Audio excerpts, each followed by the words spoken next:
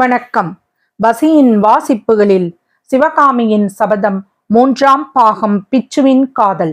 அத்தியாயம் 38. வாதாபி மார்க்கம். புலிகேசியின் படை வாதாபியை நோக்கி போய்க் கொண்டிருந்தது. வாதாபியில் இருந்து கிளம்பிய போது அந்த படை எவ்வளவு பெரியதாக இருந்ததோ அதில் பாதிதான் இப்போது இருந்தது. ஆயினும் இன்னமும் அது பெரும்படைதான். ஏறக்குறைய 3 லட்சம் யுத்த வீரர்கள் அந்த படையில் இருந்தார்கள். 7000 போர் யானைகளும் இருந்தன. போகும் இடத்தையெல்லாம் சுடுகாடாகவும் பாலைவனமாகவும் செய்து கொண்டு அப்படை சென்றது. கிராமங்களும் பட்டணங்களும் கொள்ளையடிக்கப்பட்டன.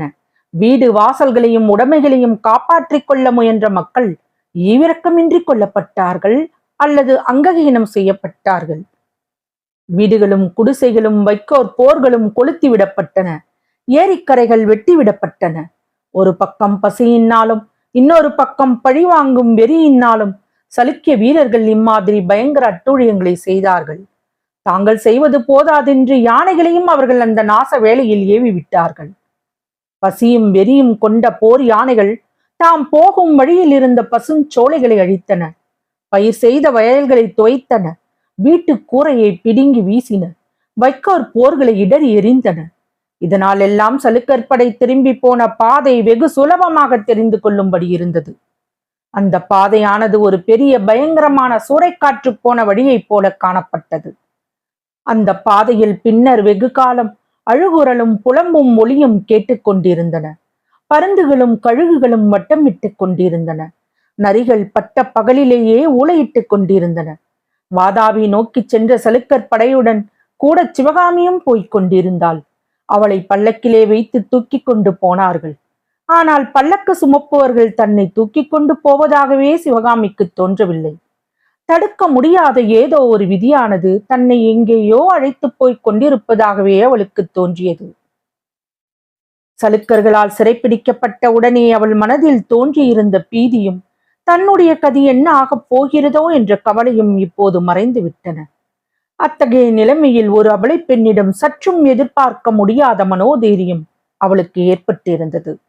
மனோதைரியம் மட்டுமல்ல, தன்னுடைய சக்தியை குறித்த ஒரு பெருமித உணர்ச்சியும் உண்டாகியிருந்தது. சிறைப்பிடிக்கப்பட்ட பெண்களை விடுதலை செய்யும்படி புலிகேசியிடம் விண்ணப்பம் செய்து வெற்றி பெற்றதில் இருந்த அந்த பெருமித உணர்ச்சி சிவகாமிக்கு உண்டாயிற்று. இதோ ஒரு சக்கரவர்த்தி பல்லவ சாம்ராஜ்யத்தை காட்டிலும் எவ்வளவோ பெரிய சாம்ராஜ்யத்தின் சக்கரவர்த்தி அவளையாகிய தன்னுடைய வேண்டுகோளுக்கு உடனே இணங்கினார்.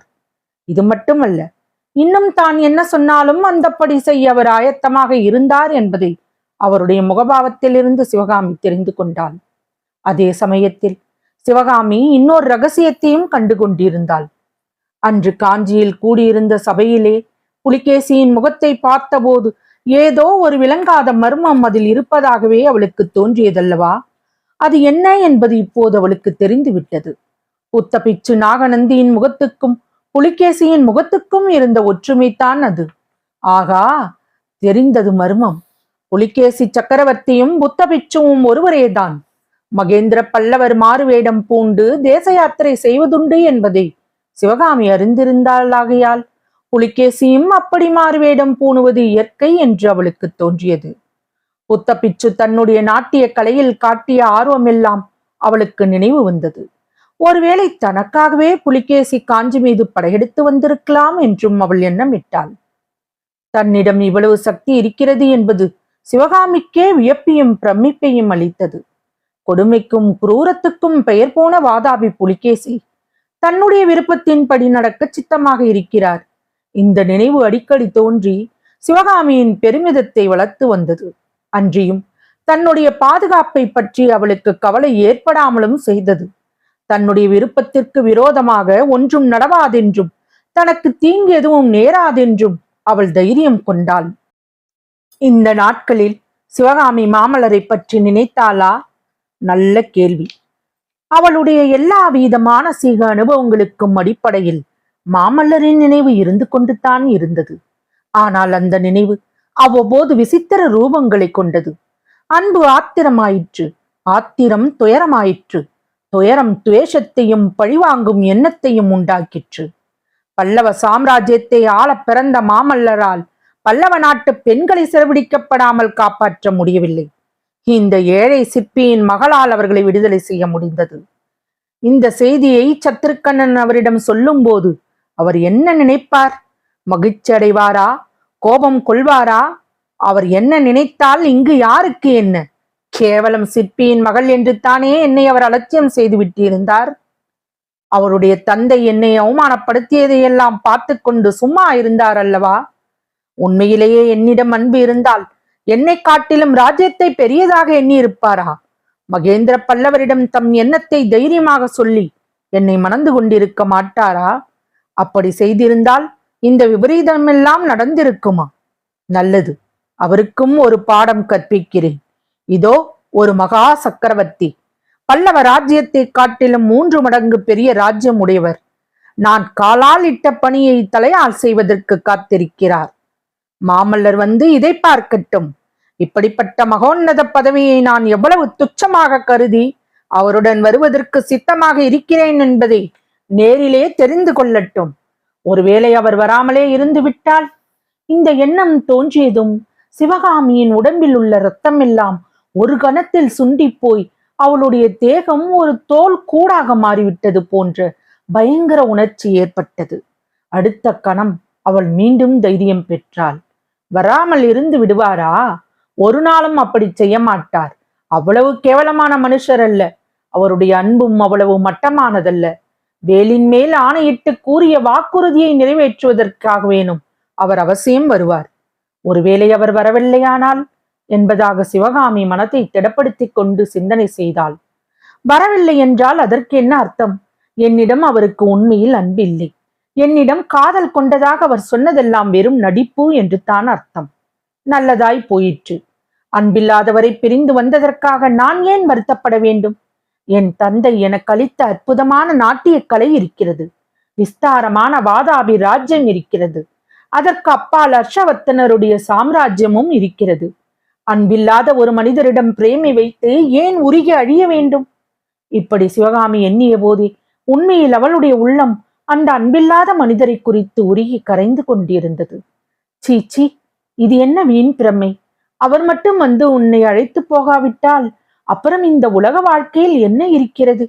எதற்காக வாழ வேண்டும்? நாட்டியமாவது, கலையாவது, மண்ணாங்கட்டியாவது. வீணாக என்னை நானே ஏமாற்றிக் கொள்வதில் என்ன பிரயோஜனம்? சலுக்கரிடம் சிறைப்பட்டு நான் உயிர் வாழ்ந்து கொண்டிருப்பது அவருக்காகத்தான். வழியில் பயங்கர அட்டூழியங்களை எல்லாம் பார்த்து கொண்டு நான் வாதாபி போவதும் அவருக்காகத்தான். அவர் வந்து இந்த பாதக சலுக்கர்களை பழிவாங்கி என்னை மீட்டுக்கொண்டு போவார் என்ற நம்பிக்கையினால் தான். அவருடைய அன்புக்காகவே நான் உயிர் வாழ்கிறேன். அவருடைய கௌரவத்தை பாதுகாக்கவே நான் வாதாபிக்கு போகிறேன். அவர் என்னை மறந்துவிட்டால் நல்லது. அப்புறம் இந்த உயிரை மாய்த்து கொள்ள எத்தனை நேரம் ஆகிவிடும்? சிவகாமி நாட்டியம் ஆடும்போது சில பாடல்களுக்கு அபிநயம் பிடிப்பதற்கு மின்னல் மின்னும் நேரத்தில் உணர்ச்சிகளையும் முகபாவங்களையும் மாற்றிக்கொள்ள வேண்டியதாக இருக்கும். பார்ப்பவர்கள் அம்மாறுதல்களை தொடர்ந்து கவனிப்பது கூட அசாத்தியமாகிவிடும். இப்போது சிவகாமியின் உள்ளமானது உண்மையாகவே அத்தகைய மின்னல் வேக உணர்ச்சி மாறுதல்களை அனுபவித்து வந்தது. பல்லவ நாட்டு பெண்களை விடுதலை செய்த பேரு வடவெண்ணி நதிக்கரை போய் சேரும் வரையில் புலிகேசி சக்கரவர்த்தி அவள் இருந்த பக்கம் வரவே இல்லை. புலிகேசியின் புத்த பிச்சு வேஷத்தை பற்றிய ரகசியம் தெரிந்துவிடப் போகிறதோ என்னும் தயக்கத்தினாலே தான் அவர் தன்னிடம் வரவில்லை என்று சிவகாமி கருதினாள். அது தனக்கு தெரிந்திருப்பதாக இந்த பிரயாணத்தின் போது காட்டிக்கொள்ளக் கூடாது என்றும் அவர் தீர்மானித்துக் கொண்டாள். வடவெண்ணை நதிக்கு அக்கறையில் முன்னதாக வந்த வாதாபி சைன்யத்தின் பெருபகுதி தங்கியிருந்தது. அந்த சைன்யத்தோடு பின்னால் புலிகேசியோடு வந்த சிறு சைன்யமும் ஒன்று சேர்ந்தது. அன்று இரவு சிவகாமி ஒரு அதிசயமான கனவு கண்டாள். ஆனால் அது கனவா நனவா என்பது அவளுக்கு வெகுநாள் வரையில் சந்தேகமாக இருந்தது. வந்தது கனவாக இருந்தாலும் நனவாக இருந்தாலும் அதில் கண்டதும் கேட்டதும் அவளுடைய உள்ளத்தில் புதிய பல சந்தேகங்களையும் கவலைகளையும் கிளப்பி விடுவதற்கு ஏதுவாக இருந்தன. வாதாபி சைன்யம் தண்டு இறங்கியிருந்த இடத்திற்கு சற்று தூரத்தில் சிவகாமியின் பல்லக்கு இறக்கப்பட்டது. பிரதேசம் இயற்கை அழகு பொருந்தியதாகவும் நிசப்தமாகவும் இருந்தது. பூரண சந்திரன் வானத்திலும் பூமியிலும் பால் நிலவை பொழிந்து கொண்டிருந்தான். இனிய இளங்காற்று வீசிக்கொண்டிருந்தது. நீண்ட பிரயாணத்தினால் பெரிதும் களைப்புற்றிருந்த சிவகாமி ஒரு மரத்தின் அடியில் படுத்து கொண்டாள். அவளுடைய கண்கள் தாமே மூடிக்கொண்டன. சிறிது நேரத்திற்கெல்லாம் நித்ரா தேவியின் பயப்பட்டு அயர்ந்த தூக்கத்தில் ஆழ்ந்தாள். ஏதோ பேச்சுக்குரல் கேட்டு உறக்கம் சிறிது கலைந்தது. ஆனால் கண்ணிமிகள் திறக்க மறுத்தன. எனினும் யார் பேசுகிறார்கள் என்று தெரிந்து கொள்ளும் ஆவலும் அதிகமாக இருந்தது. பெரிதும் முயன்று கண்ணிமிகளை சிறிது திறந்தாள். எதிரே நிலவு வெளிச்சத்தில் அவள் சற்றும் எதிர்பாராத அதிசயமான காட்சி ஒன்று தென்பட்டது. புலிகேசி சக்கரவர்த்தியும் புத்த பிச்சுவும் அருகருகே நின்று கொண்டிருந்தார்கள். ஒரே உயரம், ஒரே உருவம், முகத்தின் தோற்றம், மூக்கின் அமைப்பு, கண், புருவம் எல்லாம் ஒன்றே. உடைகளில் மட்டும்தான் வித்தியாசம். ஒருவர் சக்கரவர்த்திக்குரிய கிரீடம் முதலியவை தரித்திருந்தார். இன்னொருவர் மொட்டை தலையுடனும் காவி வஸ்திரத்துடனும் விளங்கினார். இதை பார்த்த சிவகாமி தன் மனதிற்குள், ஆ, இதென்ன? புலிகேசியும் புத்தபிச்சுவும் ஒருவர் தானே, இங்கே தனித்தனியாய் நிற்கிறார்களே. ஆகையால் இது உண்மையான காட்சி அல்ல, நாம் கனவு காண்கிறோம். கனவிலே தான் இந்த மாதிரி பிரமை நமக்கு ஏற்பட்டிருக்கிறது என்று எண்ணமிட்டாள். மறுபடியும் கண்ணிமைகள் மூடிக்கொண்டன. கண்கள் மூடிக்கொண்ட போதிலும் செவிகள் திறந்திருந்தன. பின்வரும் சம்பாஷணை அவளுடைய காதில் விழுந்தது. அண்ணா, நீ சொன்னது இந்த பெண் தானே? இவள்தான். இவள்தான் சிவகாமியா? ஆம், இவள்தான் சிவகாமி. எனக்கு நீ எழுதிய ஓலையில் காஞ்சி சுந்தரியை நீ எடுத்துக்கொள், சிவகாமியை எனக்கு கொடுத்துவிடு என்று எழுதியிருந்தாயே, அது இந்த பெண்ணை பற்றித்தானா? ஆமாம் தம்பி, ஆமாம். அப்படி இவளிடம் நீ என்ன அழகை கண்டாயோ, அதுதான் எனக்கு தெரியவில்லை. இவளை விட எத்தனையோ சுந்தரமான பெண்களை நம் வாதாபியிலேயே நான் பார்த்திருக்கிறேன். இவள் நாட்டியம் ஆடும்போது பார்க்க வேண்டும், அப்போது வேறு விதமாக சொல்லுவாய். அதையும் மகேந்திர பல்லவனுடைய சபையில் பார்த்தேனே, அப்படியொன்றும் அதிகமாக அதிசயமாக எனக்கு தெரியவில்லை. உனக்கு தெரிந்திராது, கலைக்கண்களோடு பார்ப்பவர்களுக்குத்தான் தெரியும். அஜந்தா சித்திரங்களை பார்த்தே இது என்ன அதிசயம் என்று சொன்னவன் அல்லவா நீ? போகட்டும், நமது வம்சத்துக்கு நீ ஒருவன் கலைக்கண் உடையவன் இருக்கிறாயே, அதுவே போதும். இந்த தென்னாட்டு படையெடுப்பில் நமக்கு எல்லாம் அபஜயமாய் முடிந்தது. ஏதோ உன்னுடைய மன விருப்பமாவது நிறைவேறியதே, அந்த வரையில் எனக்கு திருப்தி தான். தம்பி, இவளை நீ சர்வ ஜாக்கிரதையாக பார்த்து கொள்ள வேண்டும். நான் திரும்பி வரும் வரையில் இவளுக்கு ஒரு குறைவும் வைக்கக்கூடாது. இது என்ன இப்படி கவலைப்படுகிறாய் அண்ணா? நான் இவளுக்காக கவலைப்படவில்லை, இவளிடம் இருக்கும் கலைக்காகத்தான் கவலைப்படுகிறேன். அந்த தெய்வ கலைக்கு யாதொரு குறைவும் வரக்கூடாதே என்று கவலைப்படுகிறேன். நல்ல கலை, நல்ல கவலை. என்ன கேட்டால் என்ன சொல்வேன் தெரியுமா? மகேந்திர பல்லவனிடம் சொன்னதைத்தான் உனக்கும் சொல்லுவேன். மகேந்திர பல்லவனிடம் என்ன சொன்னாய் தம்பி? இந்த அற்பர்களுக்கு இவ்வளவு மரியாதை என்ன?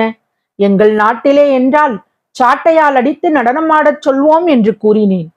பார்த்தாயா, உன்னை நம்பி இவளை எப்படி ஒப்புவித்து விட்டு போவது? நான் வேங்கிபுரத்துக்கு போகவில்லை.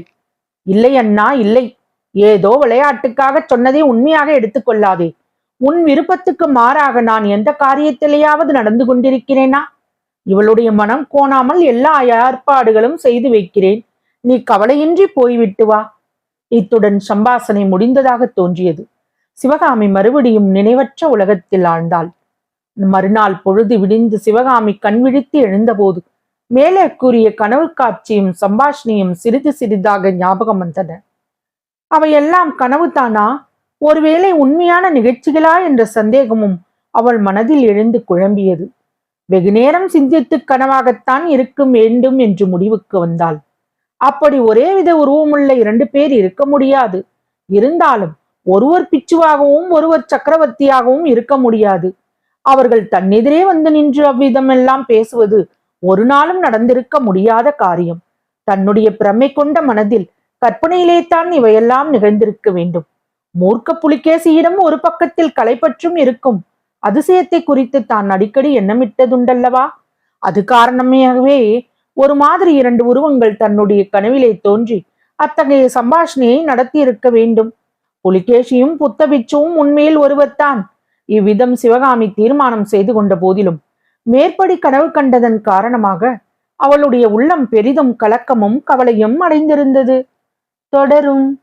வசியின் வாசிப்புகளை சப்ஸ்கிரைப் பண்ணுங்க, லைக் பண்ணுங்க, ஷேர் பண்ணுங்க. உங்க கருத்துக்களை கமெண்ட்ல பதிவு பண்ணுங்க. நன்றி.